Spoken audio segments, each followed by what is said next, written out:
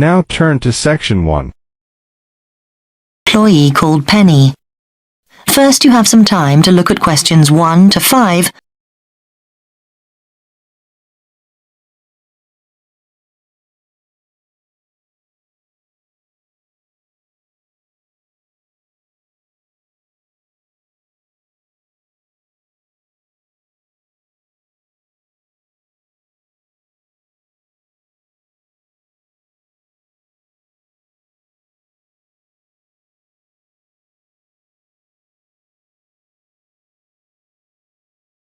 Now we shall begin.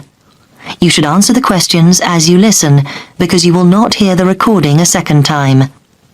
Listen carefully and answer questions 1 to 5. Come in. Good morning, it's, Penny, Mom. Oh, yes. Penny, do sit down.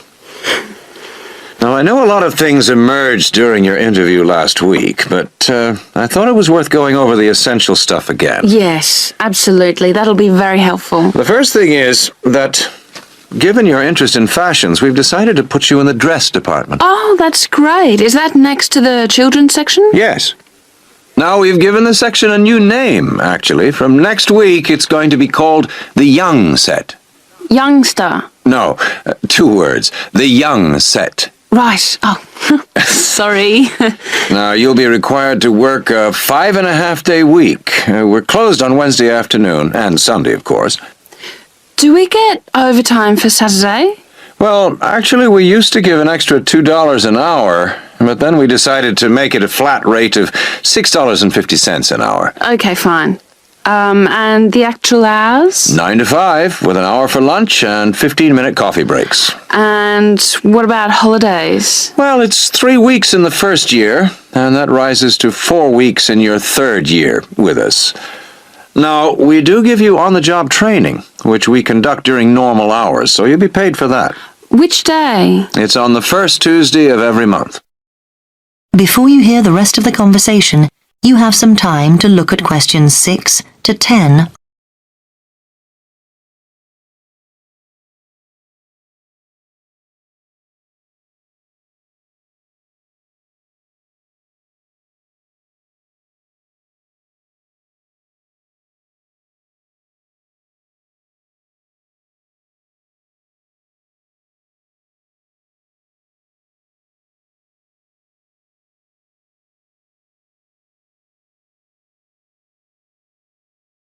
Now listen and answer questions 6 to 10.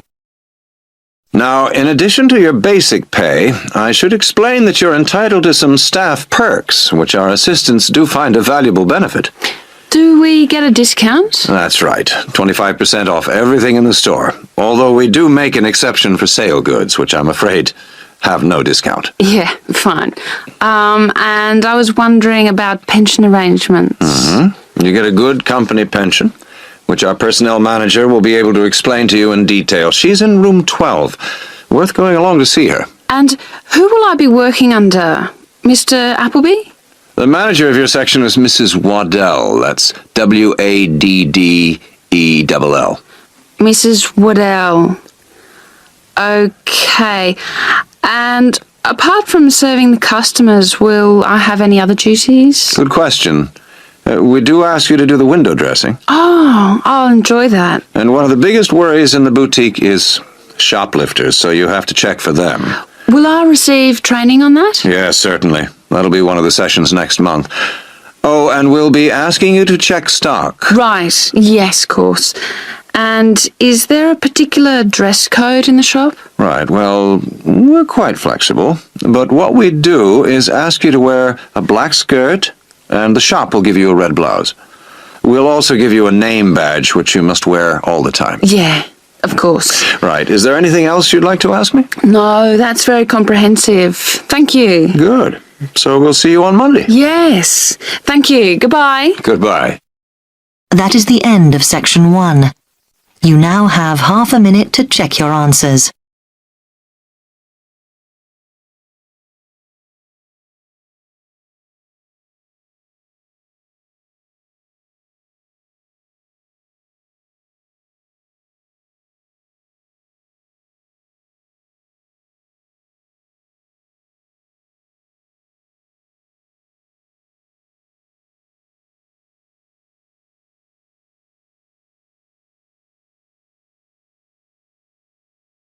Now turn to Section 2.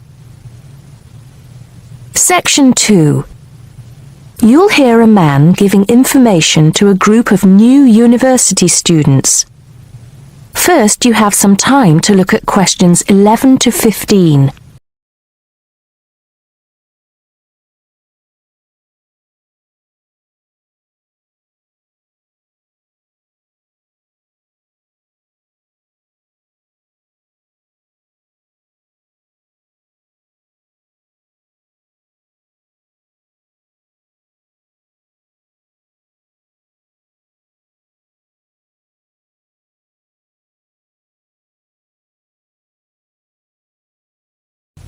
Now listen carefully and answer questions 11 to 15.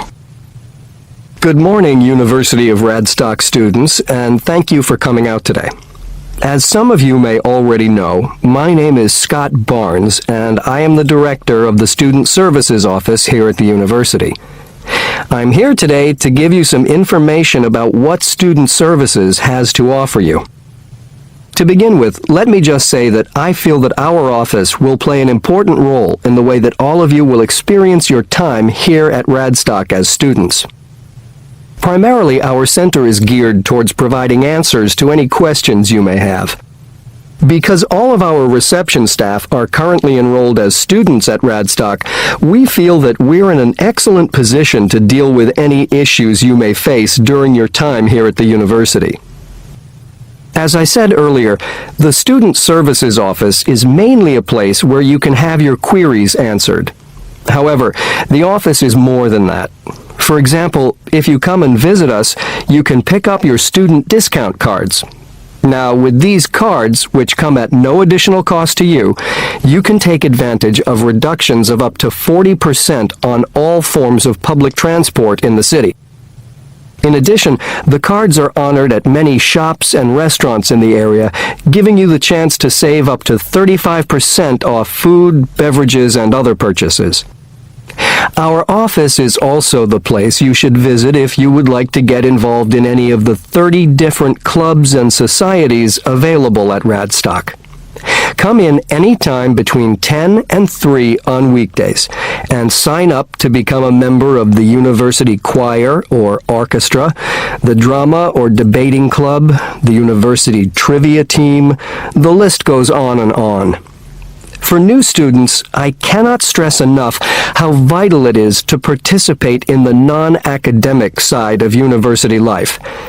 Yes, we are here to work hard and do our best at our studies, but student life is also about having fun and meeting like-minded people. So, bearing that in mind, make sure that you get involved and enjoy yourselves. Before you hear the rest of the talk, you have some time to look at questions 16 to 20.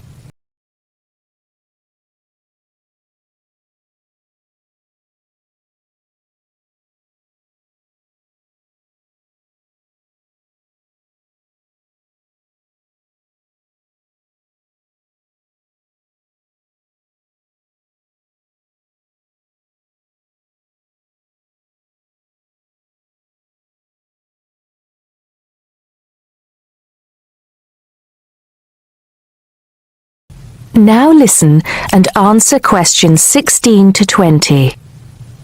Moving along, I'd now like to talk to you about another very important service that our office provides, and that is counseling. I'm sure that you are all well aware that there are times in life when things can go wrong and times can get tough. We all have to endure difficult experiences, and these difficulties can be emotional or physical. Whatever the case may be, talking with an experienced counselor can help you through the trying times. The counseling service here at Radstock is staffed by counselors who are qualified to help you deal with problems ranging from homesickness and loneliness to eating difficulties and life changes. To see a counselor, we recommend that you first visit our drop-in center. We run drop-in sessions on a daily basis from 9:30 a.m. to 2:30 p.m. And to reserve one of these sessions, you can telephone the counseling service on 5648-3907 on the day you wish to visit. Or, if you prefer, you can come into the Student Services office anytime after 8:30 a.m. and complete a booking form. If it should happen that you need to cancel your appointment for the drop-in session, we would request that you contact the counseling service as soon as possible to let them know. Drop-in sessions can be as short as 20 minutes, but it's more usual for them to take about 45 minutes. During that time, you will be asked some questions to clarify your situation, and a decision will be made as to what further action, if any, should be taken. After your session, several things may happen. Firstly, you may be referred to one of the university's counselors for further counseling, which normally consists of another 8 sessions. Secondly, you may be asked to visit another source of help within the university. Or finally, you may be referred to an external organization. Whatever course of action might be taken, you may rest assured that what goes on in these sessions is treated in strict confidence. I'd also like to mention that the counseling service runs numerous workshops on the campus every year. The focus of these workshops tends to be on personal development, and past topics have included motivation, self-identity, and impression management. There is no fee charged for these workshops, and if you require more information, feel free to contact us at stuser@acadia.co.uk. That is the end of section 2. You now have half a minute to check your answer.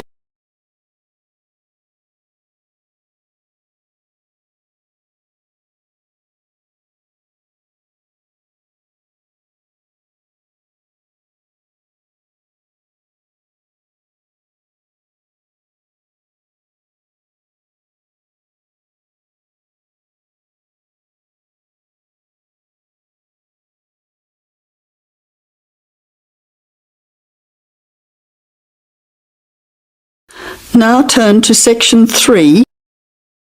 Section 3.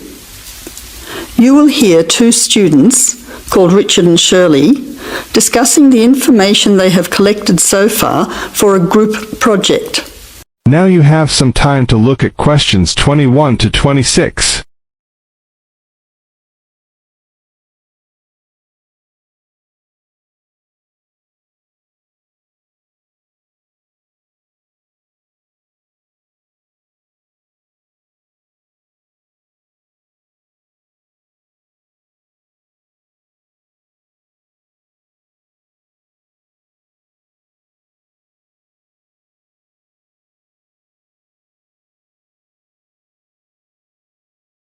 Listen carefully and answer questions 21 to 26. Hi Shirley, glad you could meet me at the weekend to talk about the research we have to do on energy. Yes, Richard. I think it's important that we stay focused on the specific area of our research, energy consumption. Did you know that the demand for electricity is growing faster than coal, oil and gas can supply it? Yes, indeed. Coal and oil, which I discovered are also known as fossil fuels, could have disastrous effects on world climate. My research supports you. I also found out that the weather could be affected by global warming. However, a range of fuels are used around the world. Did you know that the most common fuels are the fossil fuels, with oil accounting for almost half at 45%?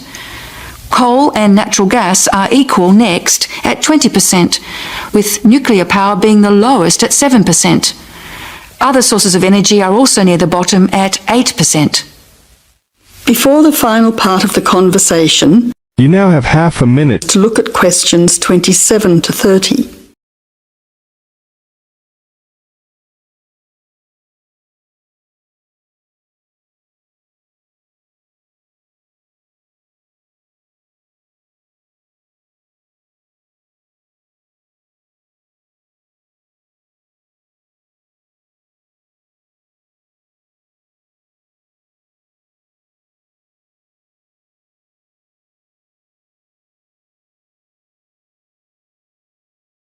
Now answer questions 27 to 30. That information will be useful when we look at the different energy sources in detail. We also need to look at the pros and cons of each type of energy. We've already said that fossil fuels increase the world's temperature, but we also need to mention the most serious issue, that these three types of fuel are finite, meaning they will not last forever. Another major disadvantage is that by burning coal and oil in particular, chemicals are released into the atmosphere, which combine with water to fall back to Earth and damage both plant and animal life. That really sounds useful. If you focus on coal, oil and gas, I'll look into nuclear power. It is common knowledge that nuclear power stations create radioactive waste, but I'm particularly interested in how this unwanted waste product is dealt with safely. I'll also need to look at the effects on people living near these power stations. Yes, I think all those areas need exploring. Do you think I should also look into renewable energy sources, such as wind and sun, energy that never runs out? Don't you think it's an important area to consider? Yes, but I don't think I'll have enough time to look at it in enough detail. I also agree that we have enough to focus on until our next group meeting. So to finish, you could find some information on the advantages of fossil fuels, and I'll give you the facts that I have already on coal, oil and gas. We don't need to look into other energy sources because I'll get more details on the nuclear industry. That's great. See you in 2 weeks' time. That is the end of section 3. You now have half a minute to check your answers.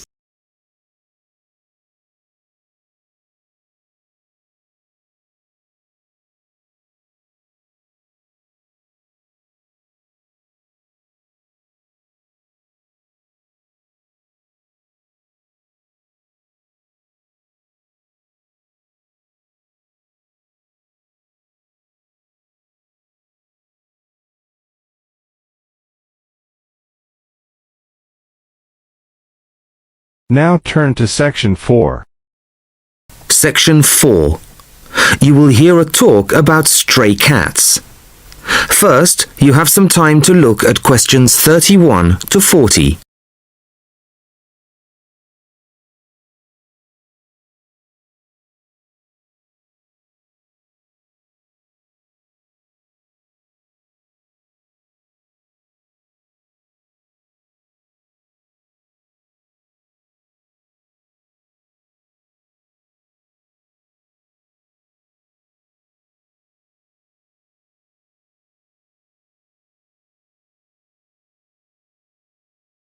Listen carefully to the talk and answer questions 31 to 40.